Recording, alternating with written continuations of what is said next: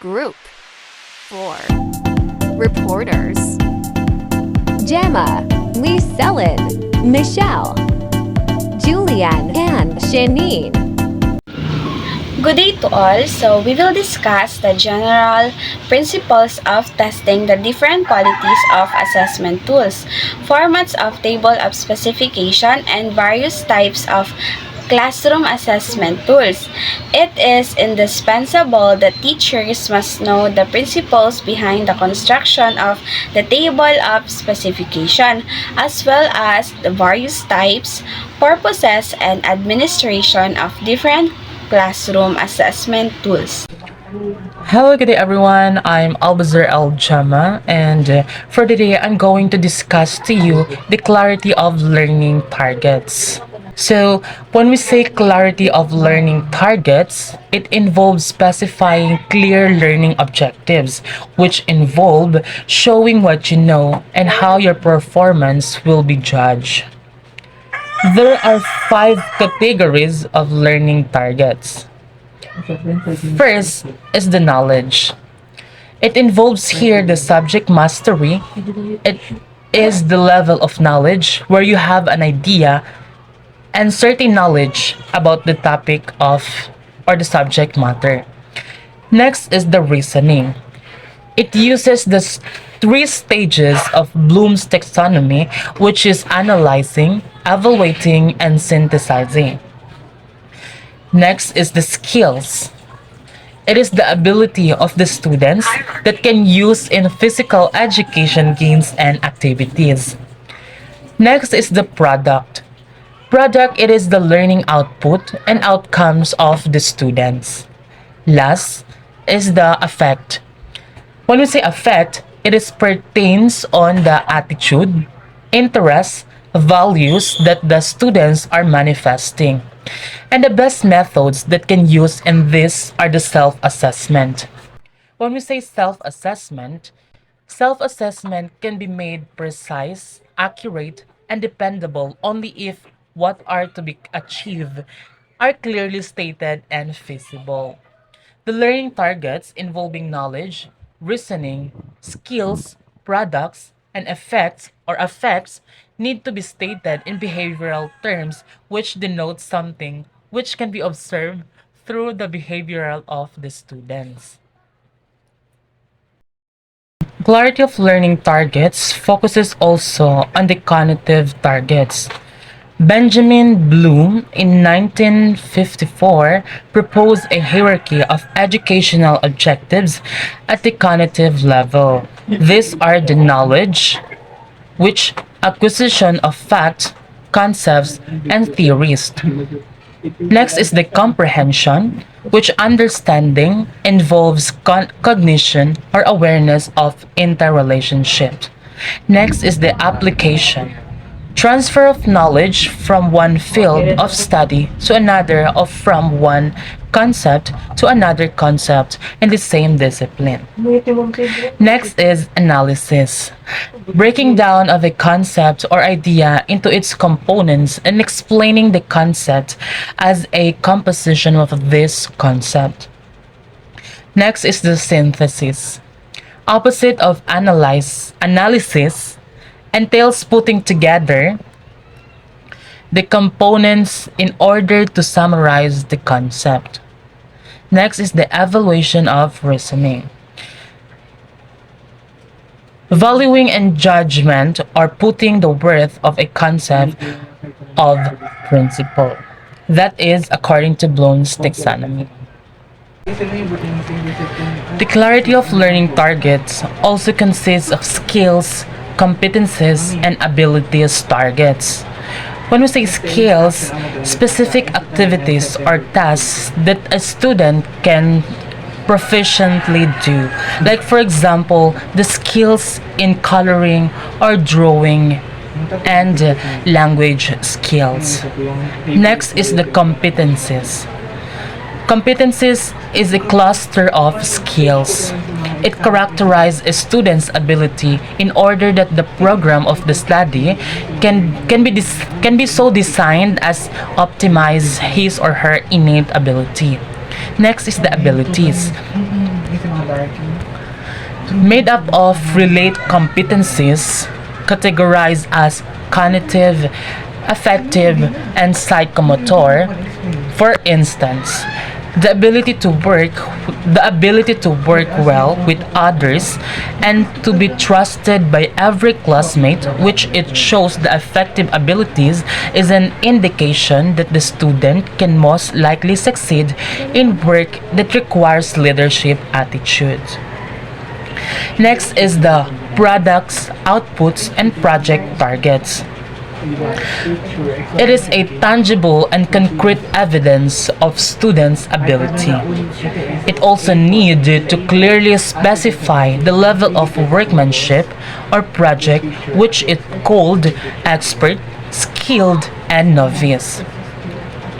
Once the learning targets are clearly set, it is now necessary to determine an appropriate assessment procedure or method. Good day everyone, my name is Leah Celine M. Sagudang and today I will going to discuss about the appropriateness of assessment methods. Assessment methods have to be appropriate all the time. This is not a choice, but a must in order to make assessment valid. You cannot have a pen and a paper test and a competency that goes the learners expressed orally their stance. These are the types of the methods. The written response instrument, where this include objective test, multiple choice, true or false, matching type or short answer test, essays, examinations, and the last is the checklist. Examples: objective test. Objective tests appropriate for the various level of the hierarchy of education objective. It is a test consisting of factual questions requiring extremely short answer that can be quickly and ambitiously scored by anyone with an answer key. In short, it is a questions whose answer are either correct or incorrect. Example is the multiple choice. Next, the essay. The essay can test the student grasp of a high-level cognitive skills. When properly planned, can test the student grasp of high-level cognitive skills, particularly in the areas of application, analysis, synthesis, and evaluation. In short piece of written outlining the writer's perspective or story.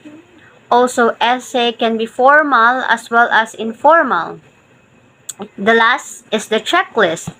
The checklist is a list of several characteristics or activities presented to the subject of a study, where they will analyze and place a make opposite to the characteristic. A checklist is a list of all the things that you need to do, information that you want to find out, or things that you need to take somewhere, which you make in order to ensure that you do not forget anything. Next, the product rating scales, where they use to rate products like books, reports, maps, charts, diagrams, notebooks, creative endeavors, needs to be developed to assess various products over the years. Product rating skills, it is one of the most established question type for online and offline surveys, where survey responses are expected to rate an attribute or feature. The most common example is R. the Likert scale, star rating, and slider. For example, when you visit an online shopping site, you see a rating scale question when it asks you to rate your shopping experience. It is a popular choice for the conducting market research. Next, C, a performance checklist that consists of a list of behaviors that make up a certain type of performance, used to determine whether or not an individual behaves in a certain way when asked to complete a particular task. This is to establish a criteria for each stage of testing to improve test quality.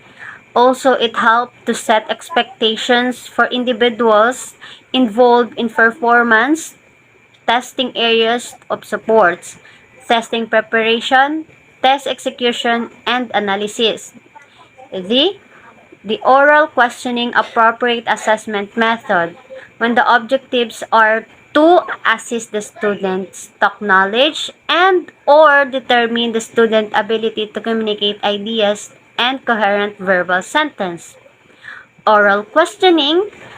These methods involves the teacher proving a student to think about what they know regarding a topic. This may be used after each stage of lesson to ensure students are following before you proceed to the next stage. At the end of the lesson, they confirm that students have attained the objectives for the particular lesson. And That that could would be be all all. for my report. What is reliability? Reliability, it is something reliable, that is something that works well and that you can trust. So reliability tests can be made more reliable by making them objective or making them controlled questions or controlled items. Like for example, if you can create a quiz or you will create a quiz to measure students' ability to solve quadratic equations, you as their teacher should be able to assume that if a student gets an item correct, he or she will also get other similar items correct. Equivalency reliability. So it is the extent to which two items measure identical concepts at an identical level of difficulty.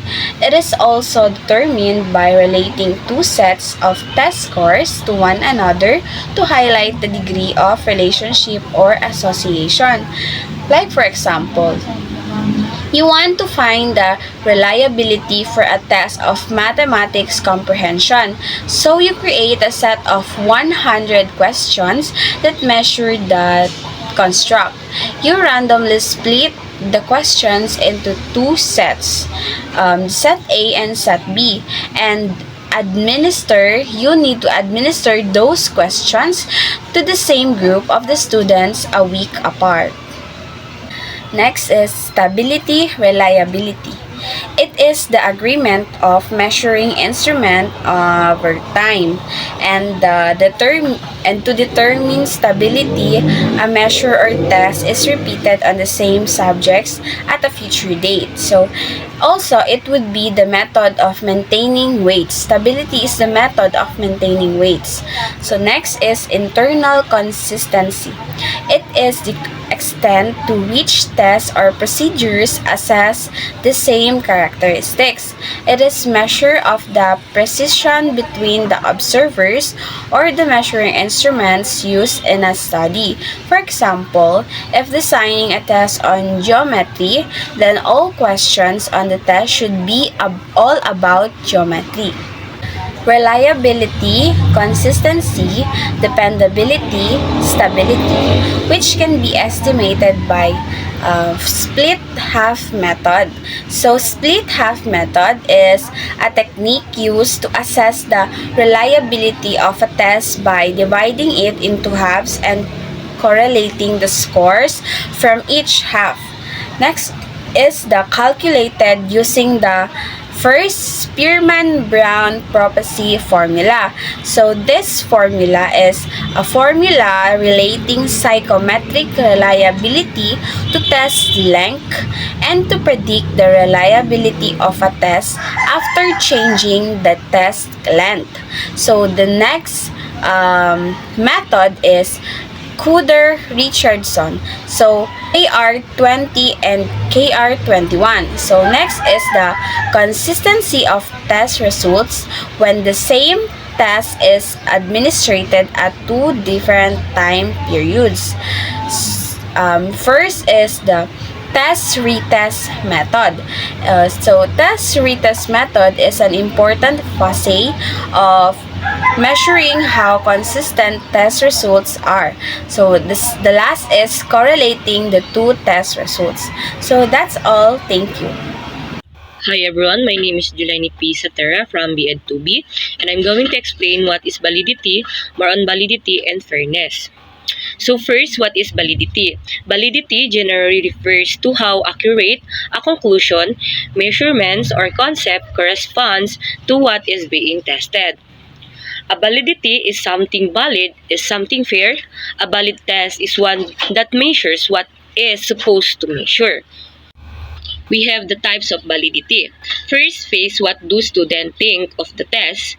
Construct, am I testing in the way I thought? Context, am I testing what I thought? Tests can be made more valid by making them more subjective. Next, let's proceed more on validity. So, validity, appropriate correctness, meaningfulness, and usefulness of the specific conclusion that the teacher reaches regarding the teacher learning situation. We have the content of validity, content and format of the instrument. First, student adequate experience. Student adequate experience refers to the set of skill, knowledge, and accomplishment that make a student well prepared for their future academic and professional. Second, coverage of sufficient materials refers to the extent to which all necessary contexts or topics have been adequately addressed or included in a particular context or situation. Third, reflect the degree of emphasis, means to present or indicate the level of extent to which something is focused on or given importance. Fairness. Fairness in the development of classroom tools refers to ensuring that the tools or resources created for educational purposes are equitable, unbiased, and exclusive. Phase validity. Outward appearance of the test, the lowest form of test validity. Next is the criterion-related validity. The test is judged against specific criterion. Construct validity. The test is lauded on the construct or factor. Hello, good day everyone. Let me introduce myself first. My name is Shannon Samberlan and I will discuss four topics. The first one is practicality and efficiency. Second one, the reliability, validity, and practicality. Third one, the ethics. And the last, the ethics in assessment, right and wrong. So, in practicality and efficiency, something practical is something effective in real situations. A practical test is one which can be practically administered. So, when we talk about a practical test, we mean a test that is effective in real-world situations. This means that the test should be able to accurately measure the skills or knowledge that it is meant to the test in a practical setting. In order for the test to be practical, it needs to be designed in a way that is efficient and easy to administer. So, here's the questions. Will the test take longer to design than apply? In order for a test to be practical, it needs to be designed efficiently so that it can be administered quickly and easily.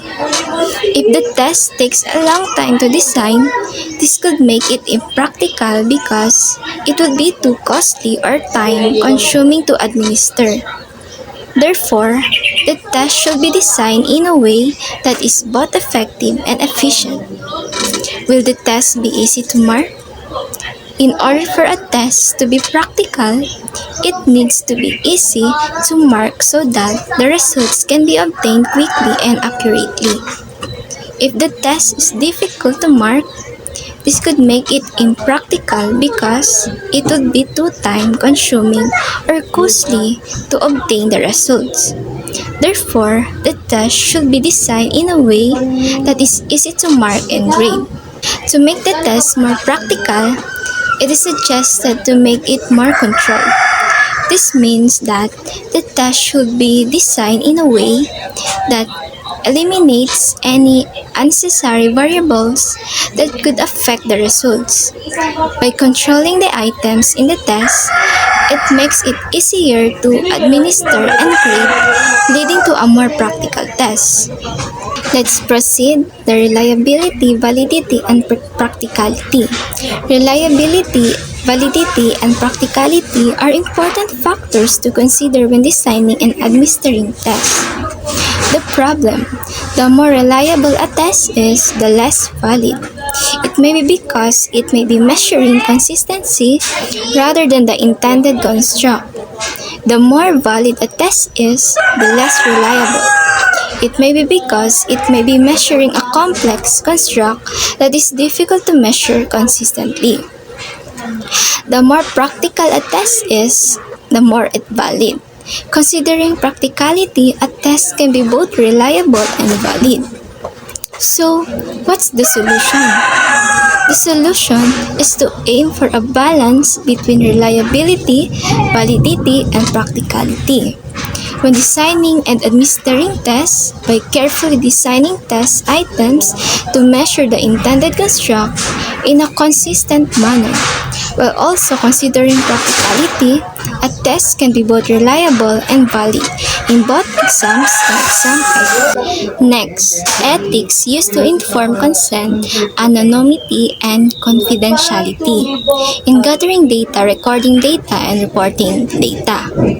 So, in gathering data, before collecting data from individuals or participants, it is ethically imperative to obtain their informed consent. This means that participants should be fully informed about the research, purpose, methods, potential risks, and benefits. In anonymity, researchers should explain whether data will be collected anonymously or confidentially. And recording data, the anonymity and confidentiality. When recording data, researchers must adhere to the promised level of anonymity or confidentiality. In reporting data, when reporting research findings, it's important to maintain transparency and accuracy. Researchers should ensure that participants' consent is respected by presenting their data honestly and not misinterpreting the findings. Personal details should not be disclosed in a way that could identify individuals, especially when presenting sensitive data. Ethics in assessment, right and wrong. The term ethics refers to questions if right and wrong. Also, ensures teachers should set aside personal bias and give way to fairness in the assessment of students' learning. One of the ethical issues that may be raised in the assessment process is the possible harm to the participants. This means that the assessment process should not cause any harm to the students, physically or emotionally. For instance, teachers should avoid using assessment techniques that may cause stress or anxiety to the students. Another ethical issue that may arise is confidentiality. Teachers should ensure that the assessment results are kept confidential and only shared with the relevant stakeholders. This means that the privacy of the students should be respected and their assessment result should not be disclosed to unauthorized persons. The presence of concealment or deception is another ethical issue that may be raised in the assessment process. Teachers should avoid concealing information or deceiving students during the assessment process. This means that the assessment process should be transparent and the student should be aware of the criteria used to evaluate their performance. Lastly, there is the temptation to assist students, which is another ethical issue that may be raised in the assessment process. Teachers should avoid providing unfair advantages to the students during the assessment process. This means that the assessment process should be fair, and all students should be evaluated based on the same criteria and standards. Ethics in assessment is crucial for ensuring the fairness and integrity of the assessment process.